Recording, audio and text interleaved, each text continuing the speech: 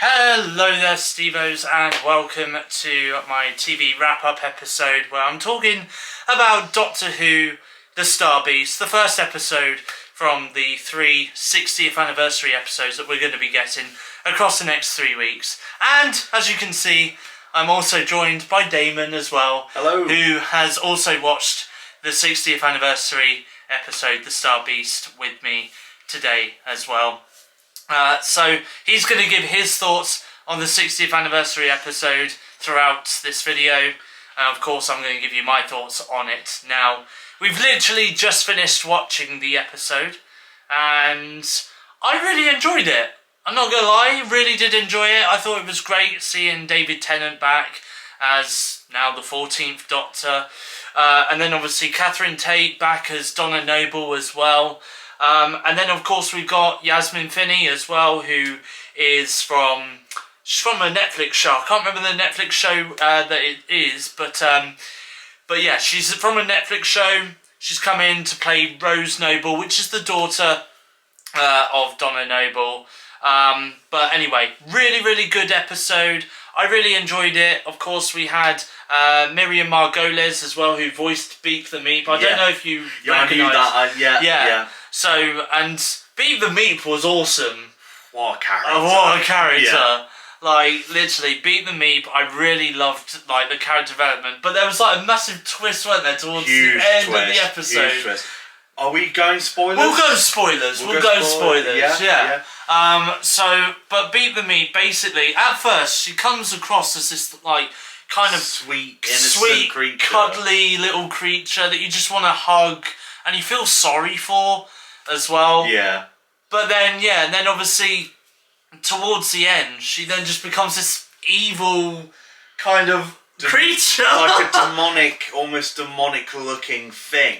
Yeah. It's horrifying. Like I was saying to Steve during the episode, I was like, that's actually pretty scary, not gonna lie. Yeah, like literally, like even like the mouth movements, the eyes, they kind of, to me, it kind of felt like nightmare fueling at times. Yeah. I mean, like the transition from like looking at from where it was just Beating the Meat, just being like normal and nice and kind and really sweet. Yeah. And I was like, oh, that's so sweet. You're like a little creature, you know what I mean?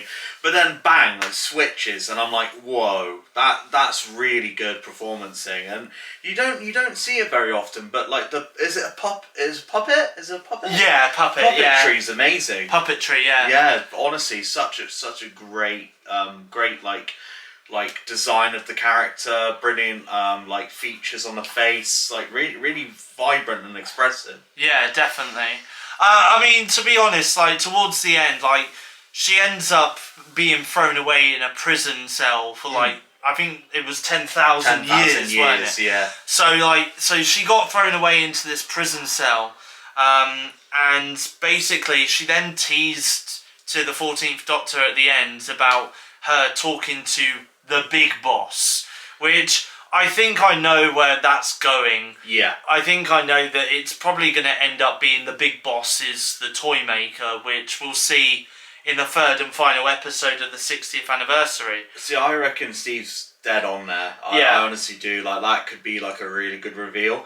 And another thing is with obviously the Star Beast, the title of the episode, you think it's these like bug-like creatures. Yeah, called the Wrath. Yeah. Okay. And I was thinking to myself, oh, okay, what's going to happen here then? Like, are they going to get him? Like, is the Doctor going to protect them? And then there's this whole, like, cool court scene with the Doctor, and he's, like, being very, like, oh, the evidence here is this, and the evidence there is that, and you're like, okay, where's this going? And then suddenly it's just, like, a switch, like that, and you're just there, like, oh, crap. Yeah. You know what I mean? And the episode got me emotional at times as well, especially with seeing Doctor and Donna back on screen together, because we rewatched a few older episodes beforehand. We watched like The End of Time, Journey's End, and Stolen Earth. Yeah. And they were all brilliant.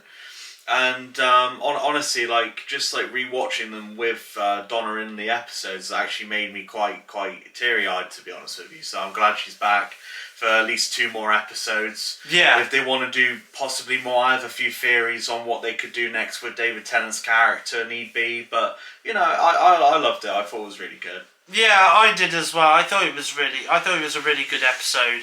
I mean, also as well, what I will say is like, I think they tied up the whole Dr. Donna thing from series, the Meta Crisis thing, in a really nice way, because obviously the Doctor being a male, and then obviously Donna being female, but Donna's gone away and had a daughter, which the daughter Rose has come out as a non-binary character, and so obviously identifies as kind of both, yeah. So.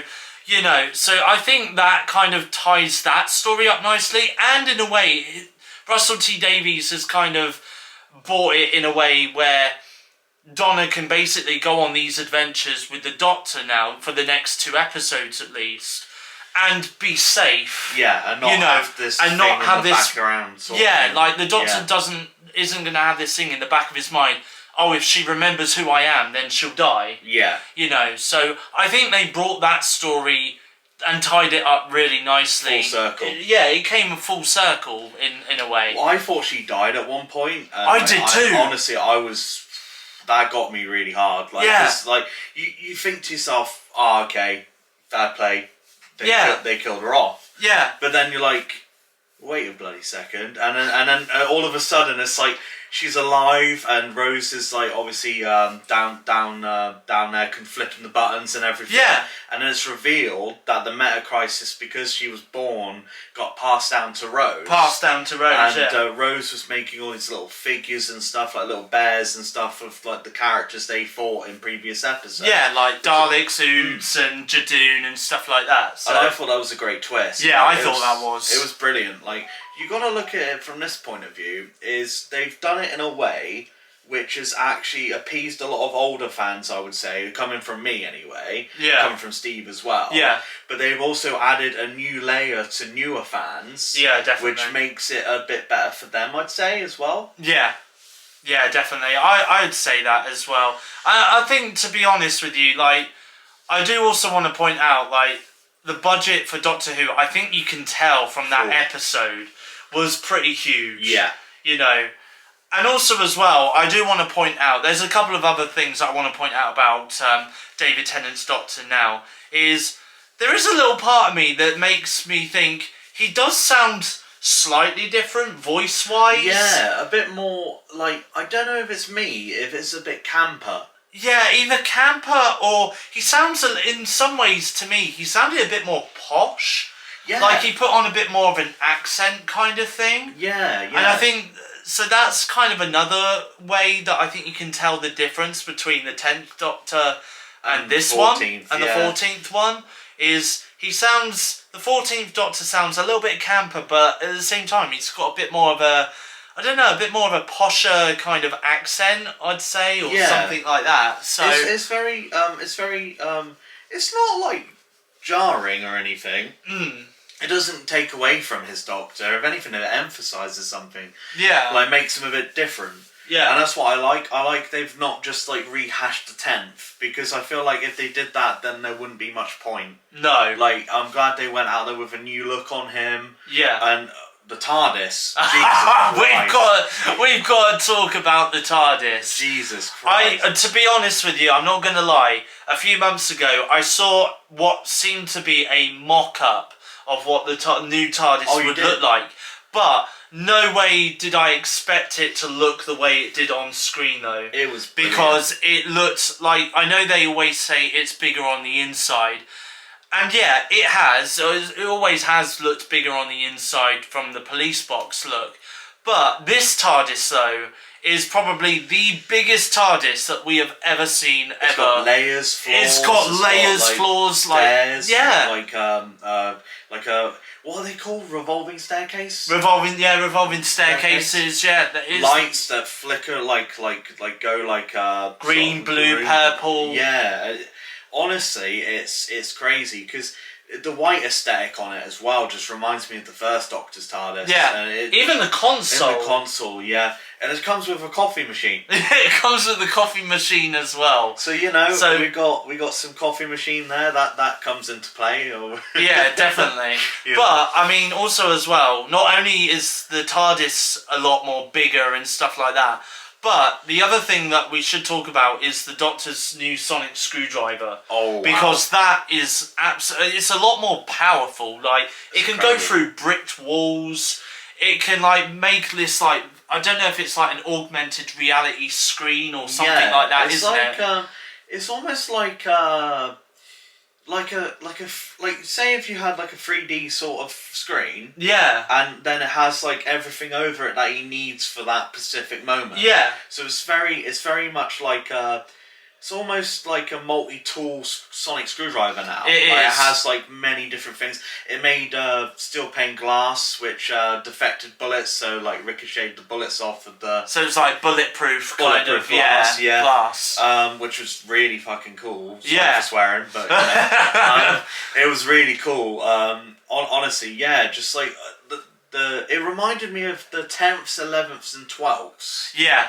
Because you said 12s and I said 10 and 11s, didn't I? And then I've noticed the 12s little ridges on the side sort of thing. Maybe even 13s as well, to be fair. Yeah, I think there is a little bit of 13s sonic screwdriver in there as well. But honestly, the sonic screwdriver though, I think hands down, again, is probably the best sonic screwdriver that the Doctor has ever had. I do feel like with each incarnation of the Doctor, and I hope and pray that when the 15th Doctor comes in at Christmas, he keeps the current sonic screwdriver. I really hope so, because I think that might suit him rather well. You've got the 14th, haven't you? I have got the 14th, yeah. And no, I mean, yeah, I kind of knew what sound it was going to make and stuff in the TV show, because it makes that sound on the sonic screwdriver. Yeah. But I didn't even know anything about like how powerful it was actually going to be.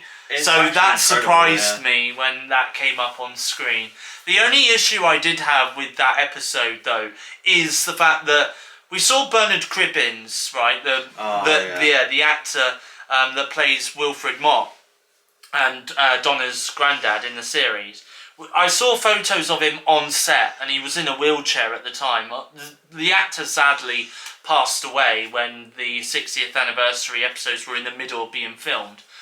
But I would have loved to have seen him in this episode. I think he should have at least made a slight appearance. I wonder if he may, like, later on. I think in the final episode. I think so. I reckon it'll be a little goodbye for him. Yeah. And he'll get his goodbye. Because honestly, like, Wilfred Cribbins is a fantastic actor. Bernard Cribbins. Bernard Cribbins, sorry. He's a fantastic actor, and he was great in the episodes, and just honestly, like, his whole aura around him just makes him a special character for a lot of us. Yeah. Because like he's like the audience POV. Yeah. In a show where the Doctor's just going about doing his bits and everything, like making everything about like saving the world, saving the universe, like everything he needs to do.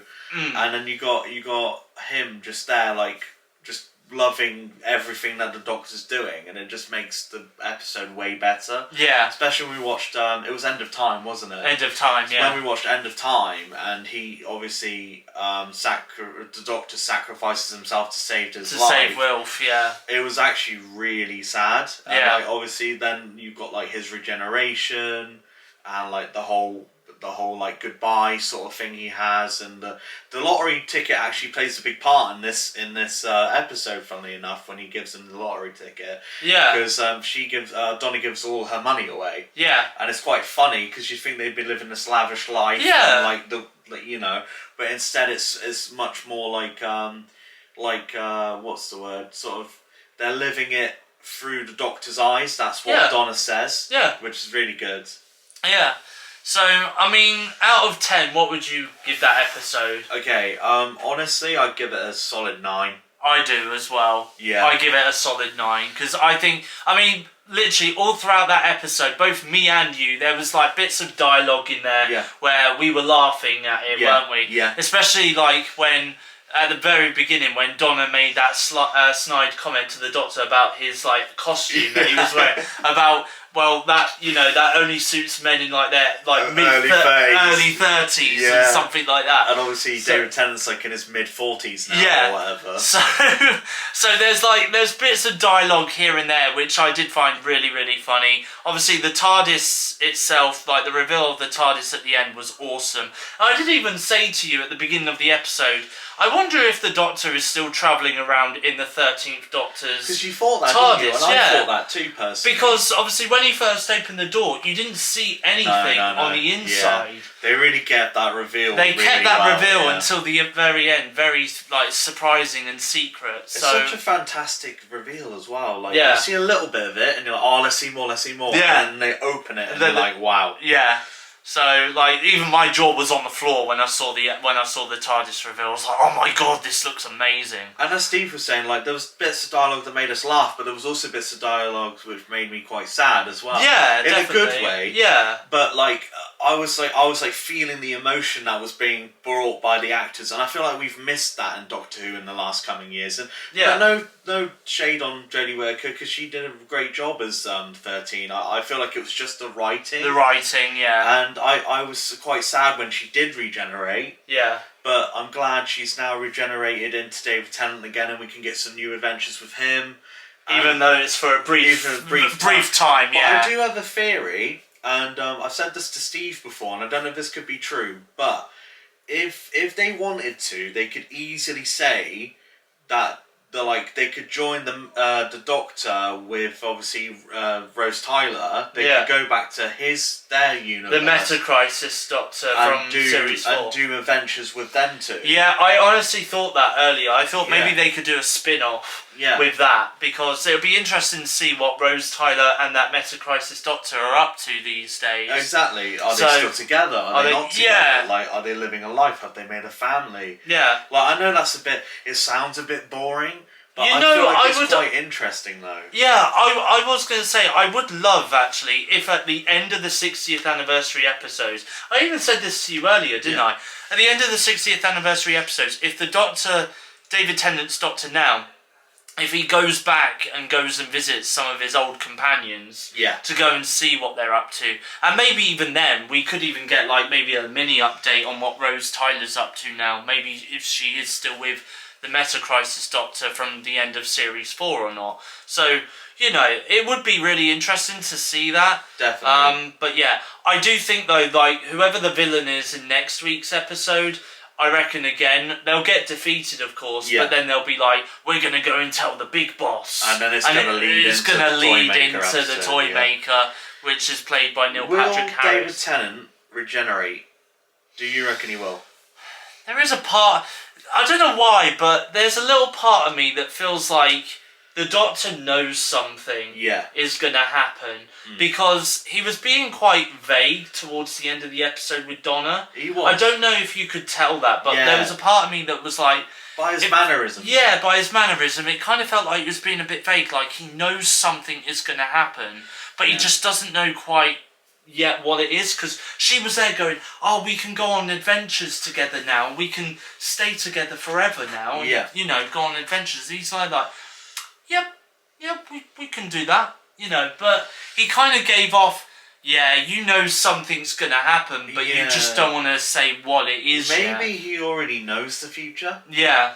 He's already sort of gone into that part of the timeline. He's checked it out to see what events unfold. Can't interfere because it's a deadlock timeline. Yeah. And he's just doing it to see Donna for one last time. Yeah. It'll be very interesting to see. And then, of course, at the very end of the episode, like Damon said, the TARDIS has a coffee machine in it. And the Doctor offered Donna a coffee, and she happily took it. And then, obviously, while she was in the middle of talking about flying through space and time, she accidentally just, spilt her coffee all over the TARDIS control. That bit made me absolutely cry. it made me cry with laughter, because I'm there wow, the Doctor's just had a new TARDIS interior and you've just destroyed it in literally 30 seconds. Well done, Donna. So, it just proves that Donna's such an erratic character. But I would probably make that mistake, by accident I would spill my coffee on the Doctor's TARDIS. And then the TARDIS just goes up in flames. Yeah, literally everywhere. There's flames everywhere. Like the lights are going red. The lights in the TARDIS, and it's all this like massive explosions in the middle of the TARDIS. Yeah. And you're like, what have you done? But yeah, no. In all seriousness, though, it was a really good episode. I really enjoyed it. Damon really enjoyed it as well, didn't you? Yeah. And of course, there will be another TV wrap-up episode next Monday on my YouTube channel, where I will talk about the next episode of Doctor Who's 60th anniversary episode, which will be titled Wild Blue Yonder, which so far the writer of Doctor Who, Russell T Davies, has only hinted that it's scary, and I think he's also said it's weird. I like that. So, I'm all from a weird Doctor Who episode, so I can't wait to see that episode next week. But anyway, I'm going to wrap this video up here. If you have enjoyed this video, please hit the like button. If you did watch the Doctor Who episode yourself, let us know in the comment section down below what your thoughts are on the episode. Did you enjoy it? Feel free to let me know in the comment section down below. And if you are new around here, feel free to hit the subscribe button as well to become a Stevo. Your next YouTube video will be on Friday this week, when I'll be doing my usual Friday movie wrap-up video. But until then, though, it's goodbye from me. Goodbye. And I will see you guys again in my next YouTube video.